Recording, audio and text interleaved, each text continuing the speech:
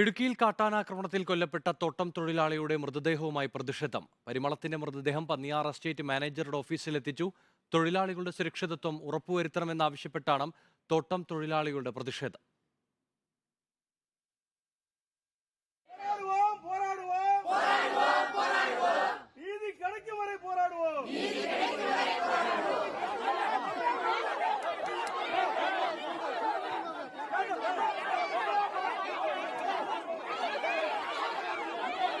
കാട്ടാനയാക്രമണത്തിൽ കൊല്ലപ്പെട്ട പരിമളത്തിന്റെ കുടുംബത്തിന് നഷ്ടപരിഹാരം നൽകുക, കുടുംബത്തിലെ ഒരാൾക്ക് ആശ്രിത നിയമനം നൽകണം, തോട്ടം തൊഴിലാളികൾ ജോലിക്കിറങ്ങുന്നതിന് മുമ്പായി തോട്ടങ്ങളിൽ കാട്ടാനക്കൂട്ടം ഇല്ല എന്ന് ഉറപ്പുവരുത്തുന്നതിന് വാച്ചർമാരെ നിയമിക്കണം, കാലഹരണപ്പെട്ട ആംബുലൻസിന് പകരം തൊഴിലാളികൾക്കായി പുതിയ ആംബുലൻസ് നൽകണം തുടങ്ങിയ ആവശ്യങ്ങൾ ഉന്നയിച്ചുകൊണ്ടാണ് തോട്ടം തൊഴിലാളികൾ പന്നിയാർ എസ്റ്റേറ്റിന് മുന്നിൽ മരണപ്പെട്ട പരിമളത്തിന്റെ മൃതദേഹവുമായി സമരം നടത്തുന്നത്. ആംബുലൻസ് വേണോ, തെരുലൈറ്റ് വേണോ, அதே மாதிரி ரோடு வசதி வேணும், மருத்துவ வசதி முக்கியமா வேணும். மருத்துவம் எங்களுக்கு இல்லாம தான் நாங்க வெளியே போகலே, எங்களுடைய தொழிலாளிகள் உயிர் போகுது. அதான் காரணம்.